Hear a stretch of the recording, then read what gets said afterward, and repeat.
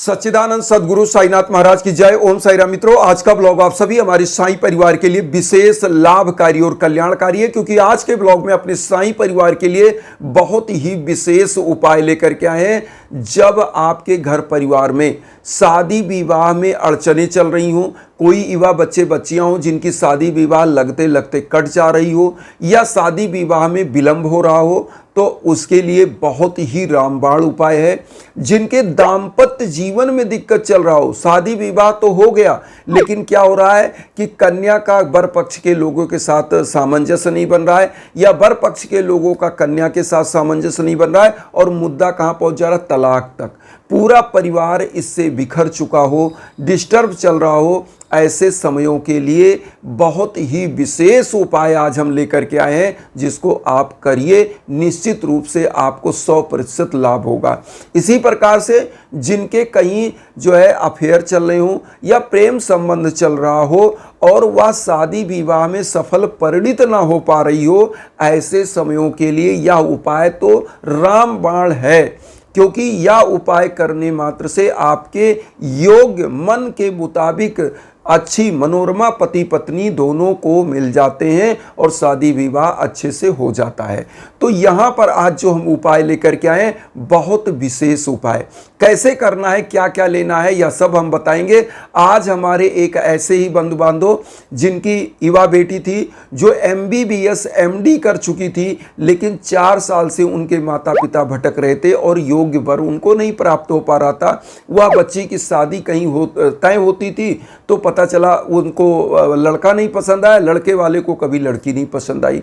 तो महापात्रा परिवार की यह बच्ची बहुत ही मेधावी थी, लेकिन शादी विवाह में क्या था, प्रतिबंधक योग था। उन्होंने मेरे पास अपना हस्त रेखा भेजा, हाथ की फोटो भेजी, मैंने उसको देखा, मैंने उससे बताया, और उसके बाद जो है पूजा पाठ जब हुआ और कुंडली भी भेजा, सब कुछ हमने देखा। और जब उनके लिए पूजा हुआ तो वह बच्ची निश्चित रूप से बहुत ही मेधावी थी, और उसका शादी विवाह में जो प्रतिबंधक योग था उसके लिए दुर्गा कात्यायनी मंत्रों का जप होने के बाद उनके लिए यज्ञ आजन हवन हुआ, और आज उस बेटी की शादी एक योग्य डॉक्टर के साथ जो MBBS MD है, और दोनों की शादी फिक्स हुई और शादी भी हो गई है। शादी पिछले जो है साल में ही हो गई। तो बहुत ही अच्छा लगा, क्योंकि यह उपाय मान के चलिए कि 8-9 महीना पहले ही हुआ था, और उसी बीच में उनको 4-5 महीने बाद शादी मिल गई। कहाँ 4 साल से वह भटक रहे थे, शादी नहीं मिल पा रही थी, तो उनके लिए यह उपाय हुआ। वही उपाय आज हम बताना चाहते हैं आप लोगों को। और आप लोग भी अगर चाहते हैं कि हमारे द्वारा कोई ऐसा संपादित हो जो है आपके लिए पूजा पाठ, तो आप भी हमारे इंस्टाग्राम के लिंक पर आ सकते हैं। इंस्टाग्राम का लिंक वीडियो के बीच बीच में देते हैं, उस पर आप कॉल करिए, मैसेज करिए, संपर्क करिए। आप भी करना चाहते हैं तो निश्चित रूप से आपके लिए भी होगा। अब आते हैं जो पूजा पाठ आप घरों में कर सकते हैं, उसको भी करना है, कैसे करना है, वह उस चीज़ को बहुत विशेष है। उन्होंने भी इस चीज़ को फॉलो किया था, इसीलिए हम उपाय भी बता रहे हैं, और उनके लिए जो पूजा हुआ था वो भी हमने बताया, यज्ञाजन हवन भी हुआ था, तो आपके लिए भी होगा। और यह पूजा भी हम बता रहे हैं, उसको आप करिएगा, घर में जरूर करिएगा, ट्राई करिए, निश्चित रूप से परमात्मा की कृपा आप पर बरसेगी। देखिए, जिनके युवा बच्चे बच्चियां शादी विवाह मान लीजिए समय पर नहीं हो रहा है, लेट हो रहा है, विलंब हो रहा है, ऐसे लोगों के लिए, जिनके घरों में मान लो युवा बच्चे बच्चियां हैं, किसी का प्रेम संबंध है और उसकी शादी जो है मतलब उसका प्रेम संबंध शादी विवाह में कन्वर्ट नहीं हो पा रहा है, सफल परिणित नहीं हो पा रही है, तो उसके लिए सेम एक ही उपाय जो मैं बता रहा हूँ। दाम्पत्य जीवन का जो दिक्कत है उसका उपाय अलग से मैं इसमें बताऊँगा। देखिए, आपको करना क्या, गुरुवार के दिन यह उपाय करना है, थर्सडे को। कैसे करना है और कितने थर्सडे करें, मैं ये नहीं कहूँगा कि कोई 1-2 थर्सडे। देखिए, जब तक आपको सफलता ना मिले यह उपाय जरूर करिए। करना क्या है, सबसे पहले गुरुवार के दिन कैसे करेंगे, सदगुरु है साईनाथ, साईनाथ को पीले आसन पर स्थापित करिए। पीला मिष्ठान का भोग लगाने के लिए पीले लड्डू ले लीजिए, घी का दीप लीजिएगा। ध्यान दीजिएगा, यहाँ पर किसी भी तेल का दीप नहीं जलाना है, केवल घी का जो है दीप जलाना है गुरुवार को। और गुरु कौन होता है, जो शादी विवाह का कारक होता है, दाम्पत्य जीवन का कारक होता है गुरु। और कुंडली में गुरु अगर अच्छी पोजीशन में है तो शादी विवाह को वह सफल करता है और ऐसे घर परिवार में सदैव शुभ कार्य संपादित होते रहते हैं। तो अब यहाँ पर आ गया कि गुरुवार को करना है, तो आपने जैसे मैंने बताया साईं बाबा को पीले आसन पर स्थापित करिए, पीला पुष्प लीजिए, पीला मिष्ठान लीजिए और घी का दीप लीजिए, धूप बत्ती लीजिए, 1 लोटा जल लीजिए और उसके बाद आपको लेना हरी इलायची, 5 हरी इलायची साईं बाबा को अर्पित करने के लिए। और उसके बाद अपनी लंबाई के बराबर का सूती धागा ले लीजिएगा और पान में खाने वाली जो सुपारी होती है ना, वो सुपारी साबुत सुपारी ले लीजिएगा 5 इलायची, 5 सुपारी, अपने लंबाई के बराबर का धागा और 1 पान का पत्ता, इतना चीज लेकर के और थोड़ी सी हल्दी ले लीजिएगा। अब आप बाबा के सम्मुख बैठेंगे नहा धो करके स्वच्छता के साथ। जिन बच्चियों का शादी नहीं हो रहा है वह भी कर सकती, जिन बच्चों की शादी नहीं हो रहा है, जिनका प्रेम संबंध चल रहा है और वह सफल परिणित नहीं हो पा रहा है, वह करेंगे। कैसे करेंगे इस उपाय को? सबसे पहले बाबा को पीले आसन पर आपने स्थापित कर दिया, वहां पर लोटे का जल जो है चारों तरफ छिड़क लीजिए। आप क्या करेंगे, 5 सुपारी जो आपने लिया है सभी में, साबुत सुपारी जो पान में खाया जाता है वो, उसमें सभी में हल्दी लगा लेंगे। किस उंगली से लगाएंगे? जो आपकी या जो रिंग फिंगर होती है, इससे जो है सभी में पांचों जो सुपारी उसमें हल्दी ऐसे उंगली में लगाइए, पांचों में हल्दी लगा दीजिए और उसके बाद आप सुपारी को पान के पत्ते पर पांचों को रख लीजिए। अब यहाँ पर दूसरी तैयारी क्या करेंगे, अपने लंबाई के बराबर का धागा उसको बढ़िया से आप हाथ में लपेट के फोल्ड कर लीजिए, रख लीजिए एक जगह पर। उसके बाद अब आपको क्या करना है, 5 इलायची को एक जगह रख लीजिए उसी पान के पत्ते पर जहाँ पे आपने सुपारी रखा है, रख दिया। बाबा के सम्मुख आपको क्या करना है, एक मंत्र का जप करना है। मंत्र का जप क्या है, ओम रिद्ध सिद्धिदाय नमः। ओम रिद्ध सिद्धिदाय नमः मतलब आपको रिद्धि देने वाले, सिद्ध देने वाले भगवान साईनाथ की पूजा करनी है। जो आप मनोकामना कर रहे हैं उसकी सिद्धियां आपको प्राप्त हो, उसमें सफलता प्राप्त हो। तो आपको क्या करना है, ओम रिद्ध सिद्धिदाय नमः, इस मंत्र को हम स्क्रीन पर दे रहे हैं, या बाबा के 108 नामावली में से एक नाम है और इस नाम का सुमिरन करना है। इस मंत्र का एक माला जप करना है 108 बार, मतलब एक माला जप करिएगा गुरुवार को। और उसके बाद आप क्या करिएगा, साईं चालीसा का पाठ करिएगा। वैसे तो जो डेली पूजा करते हैं उसमें साईं चालीसा, साईं बावनी, 11 वचन, आरती या सब करेंगे, लेकिन इस दिन आपको ओम रिद्ध सिद्धिदाय नमः जो हम स्क्रीन पर दे दिए उसको देख लीजिएगा और साईं चालीसा का पाठ करिएगा।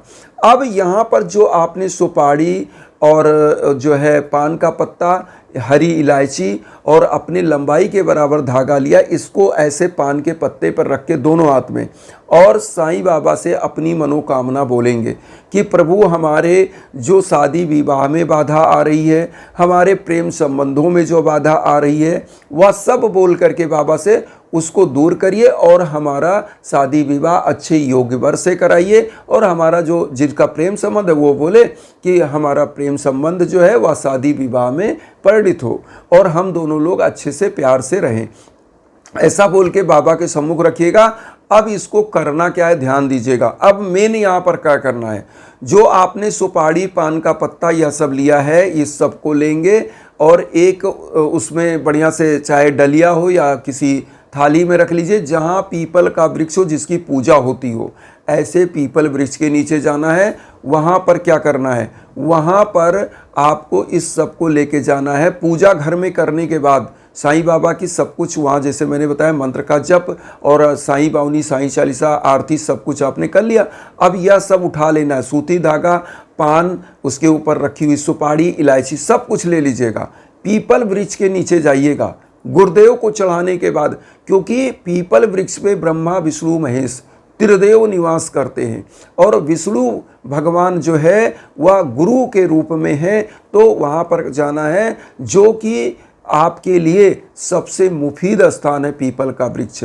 तो वहाँ पर क्या करना है, सबसे पहले पान के पत्ते पर वह डली वहाँ पर सजा लीजिएगा। उसी पान का पत्ता पर उसी दिन, जैसे मान लो गुरुवार को आपने किया तो गुरुवार को सुबह किया तो शाम को जा सकते हैं, शाम को किया तो सुबह, मतलब शुक्रवार को आपको ले जा करके इसको रखना ही रखना है, चाहे सुबह रखिएगा चाहे शाम को। वहाँ कैसे करना है, जो अपनी लंबाई के बराबर का धागा है, अपनी मनोकामना बोलते हुए, जिस मतलब लड़की से आपको प्यार है या लड़के से प्यार है, उसका नाम बोलते हुए कि प्रभु इस योग्य वधू से या इस योग्य वर से हमारी शादी कराइए, और उस वृक्ष में लपेट दीजिए जिनका कहीं प्रेम संबंध है।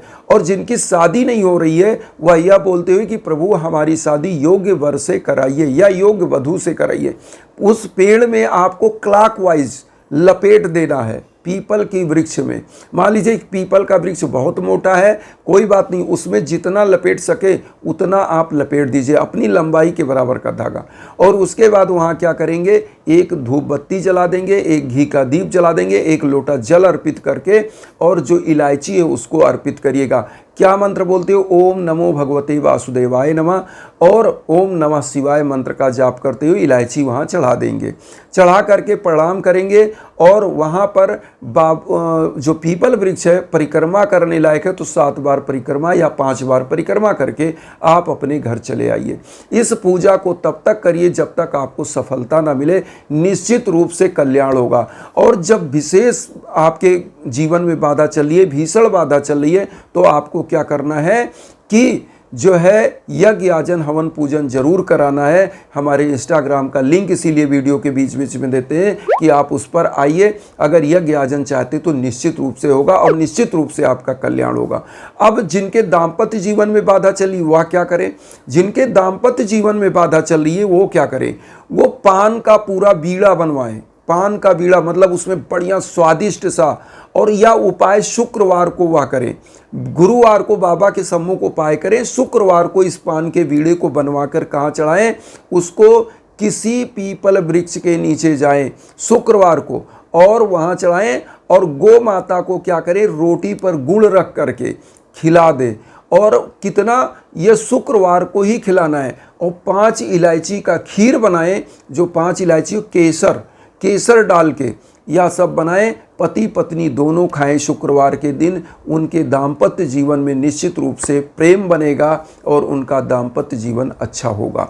और यहाँ पर एक चीज़ और बता दें, दाम्पत्य जीवन में अगर दिक्कत चले तो उसके लिए भी यज्ञ याजन हवन पूजन होता है। शादी का अगर प्रतिबंधक योग है, या मान लीजिए आपने कुंडली नहीं मिलाया या कोई चीज़ नहीं देखा, किसी कारण से आपका विवाह हो गया था, तो होता क्या है कि अगर मंगल का दोष है, कोई दिक्कत है, तो उसके लिए पूजन हो जाता है और आपका दाम्पत्य जीवन सुखमय हो जाता है। तो इन्हीं भावनाओं के साथ एक चीज़ और कहेंगे कि आप हमारे इंस्टाग्राम पर जरूर आएँ, वहाँ मैसेज करिए, कॉल करिए और चैनल को सब्सक्राइब करके जरूर जुड़िए। भावनाओं के साथ वसुधैव कुटुंबकम की जो आपके साथ हम भावना लेकर चल रहे हैं, उसमें आप सभी लोग उन बंधु बांधवों तक वीडियो को जरूर शेयर करिए जो किन्हीं कारणों से कष्ट में, दुख में। इसी भावना के साथ ओम साई राम।